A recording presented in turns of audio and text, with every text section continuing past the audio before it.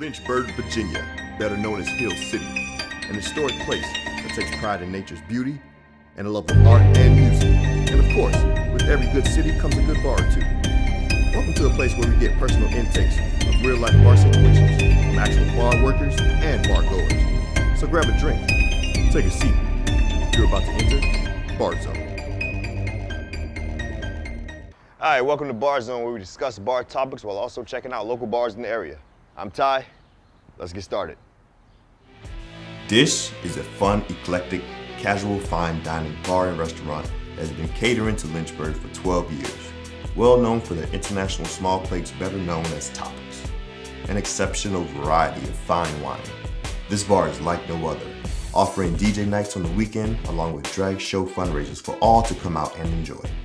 So whether if it's $3 or $10, are cover charges truly needed? I think cover charges are good. It depends on if they have bands or if they have a real nice DJ. But for the most part, I believe in cover charges are good only to try to pay for a certain group or band or DJ. Honestly, if I'm with a group of girls and we really want to go to that place, I usually just, like if it's $10 cover charge, I kind of bargain with him, like as if, is $5 okay for all the girls, and usually they're fine with it. If it was like Rivermont Pizza has cover charges, they'll have bands there sometimes. So I'd pay that cover charge, like if it's a local establishment, because I'm all about local business. So. Cover charges, they're important, pretty dicey, though at the same time, especially in this area, being a small town. People think even $5 is too expensive to get in. But from a promoter standpoint, your cover charge is really how you control your crowd. If I made it cheap, even free for people to get in, you'll have any and everybody there. For a band, definitely charge a cover unless the restaurant can pay the band what they deserve to be paid. It works well for the restaurant. Your bartending keeps get from too crazy, too out of control, I guess. It keeps cheap-ass people from coming in. The cover charges is fair. A lot of people complain about it, but if you're trying to come into an establishment to have a good time, you already know what it is. It's a business. They got to make money, Most people, if there's a cover charge and there's not a band, most people are upset about it. But then again, if it's somewhere where someone wants to be there bad enough, a lot of times the night before Thanksgiving, places will charge a cover because it's one of the busiest nights of the bar year, and people will gladly pay it because it's the hot night to be out. You have to have them, I guess. You got to pay it, unless you know someone you can sneak in through the back door. But other than that, you got to pay it. It is what it is. It's necessary sometimes. I don't think it's necessary to just go into a bar, but if there's something specific going on that night, then that's cool. I don't mind. Sometimes cover charge, it's like, why do I have to pay cover charge? Like, I'm buying drinks there, but I understand that, sometimes they have to have a cover charge for that place. Your cover charge kind of helps change your demographic, whether it's $5, whether it's $10, and that's a lot of time why the cover charge changes through the night. Certain places downtown, they'll start at $5 and go to 10 after 12, right? Because certain crowds are coming out after 12 o'clock. Those who are going to spend money, willing to spend $10 to get in, they're less likely to cause a problem at the end of the night. Anything more than $5 is ridiculous. I feel like you should cap it off at $5. Like, as far as just getting into the bar, because I'm already going to be buying drinks. Like, I'm not just going to go in there and people watch. So. I don't know, because it depends on what type of band or what type of music is being played. Like, if you get a real nice band to come and play, they could be pretty expensive. When I do go out, though, I'm known to be a bouncer, so I usually don't get charged, like talking about it. But I wouldn't mind paying a cover charge because, a business has to be supported. I think girls should not pay any more than $10. That's cool. Hey, hot girls in the bar, they don't want to pay the cover charge either. I get it. But you want them in there. It's different. It's different between a group of hot girls and a 6'2" bald bearded guy.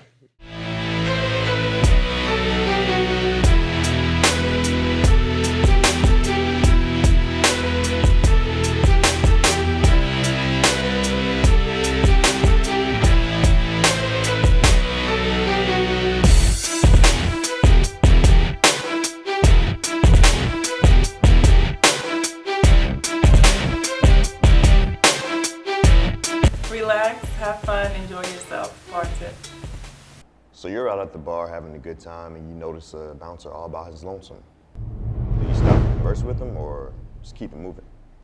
I personally feel comfortable talking to bouncers because, you know, like they are there almost the whole night and they sometimes look bored. So, you know, I like to talk to them to, you know, make friends. Always. You should get to know them, because if you get a little drunk, they might be a little more lenient with you. Definitely. Because at the end of the day, they're the ones that are helping protect you. So if they're not happy, if anything's going wrong, you need to know. You need to make sure they're taken care of and also get the scoop on what they see, who's coming in, if they've had anything go on. This way, as a promoter, you know, all right, do we need to change something? Do I need to slow stuff down? Do I need to shut it down early? You know, different aspects like that. They're your eyes and ears at the end of the night. When you run bars, different restaurants, things like that, you tend to run into the same people pretty frequently. So different bars you go to, same people are usually bouncing, you know, working the door, so you get to know them that way. When there's a need for a bouncer is typically the busiest hours. So I'm generally too busy to have a conversation. But I mean, they're human beings, you know, gladly talk to, and they're also working with me. So there definitely needs to be, you know, communication, open waves of communication.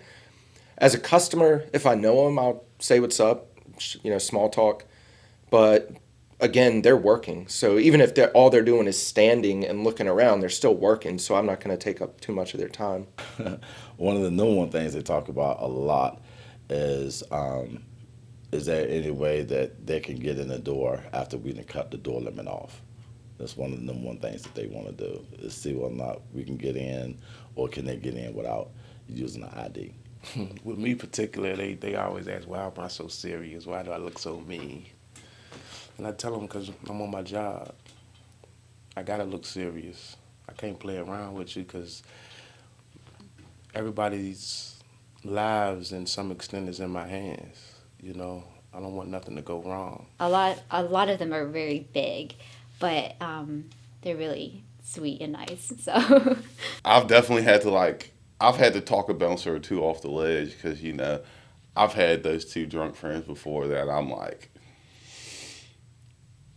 I hope you don't get your ass beat tonight, like, because you're doing too much. Like, you know, sometimes stuff happens and you're like, you know, I got his back, that's my boy. But then sometimes, you know, you got that one friend that's like, I'll help him to the car after he does what he does. Like, that's all you can do. Because I don't want to go out and babysit. I've made it a thing to not go out with people that I feel like I have to babysit or keep an eye on. The thing I hear all the time is, why you look so serious? Why you look so evil? You look so mean. Smile.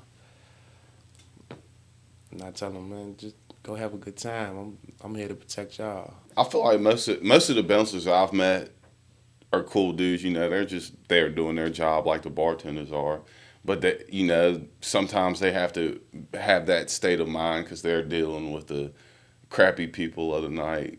They got to handle the people that get too drunk. So it's just understanding their position that they're in. So I don't ever really get too drunk, so I've never had a bad incident with a bouncer. So Always make sure you have your ride planned out, whether it's a DD or a taxi or an Uber.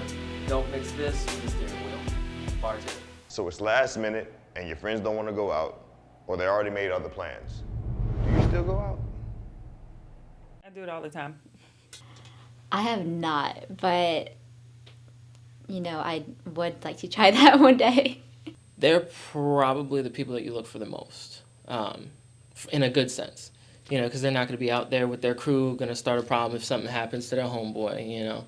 They're not all going to have a bunch of drunk people with them. At the end of the day, they're just going out, probably to chill, maybe might have something on their mind or had a bad day, they just want to get a drink or two. Those are the people that are usually the best patrons that come out. Well, see, being from here, even if I go out by myself, I'll usually run into people I know. I've never really been like, oh, I'm about to go grab a beer by myself. Really, like, if I'm going to eat, like, I'll go eat by myself. I don't have any problem with that. I think I'm pretty good company, so I'll go eat by myself. But like, I'm just not going to go get drunk by myself. I'm never really alone once I get out there. I know people, you know. I know I'm going to run into somebody I know, hang out. Yeah, I'll go out by myself. I got no problem doing that. I don't really like to do it. I like to have a wingman because, like, if there's no one to meet or, like, flirt with, then you always have that person to go back to and talk to for the rest of the night. But if you do meet someone, then, like, they already knew what their purpose was, so then, like, you can just, like, leave them. But I don't like to go out alone. It's better to have people to talk to. It's just weird if you don't. If there's a game on, if there's no one there that I'm talking to, I have, like, no issue whatsoever sitting at a bar. Even if I can't hear the game, watching, you know, football or basketball game, I don't really care about any other sports. But I'll just watch the game, and if conversation strikes up, cool. If not, I'll sit by myself and enjoy a beer, maybe a little whiskey. A lot of random people talk to me. And it's pretty, I mean, it's cool. I talk back. It's no problem. It's interesting, the type of people you see and meet. I travel alone. You know, sometimes I go with other people. But, I mean, it's all about what you want to do for that night. I think it's just, you know, like it's stepping out of my comfort zone. So I love to see just how it is by myself and, you know, just, yeah, I think it would be interesting to. I would always tell people, especially females, always be in the company with someone else. You know, whether it's, you know, 3 or 4 girls, if you happen to be there with, you know, like a couple of your best friends, never just leave a bar alone, because, you know, you never know who's watching you, who have been watching you all night. And just to keep things safe, it's always better to travel at a pack.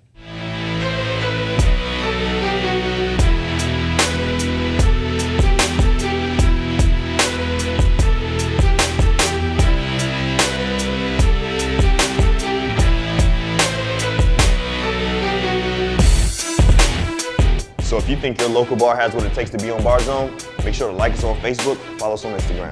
Until next time.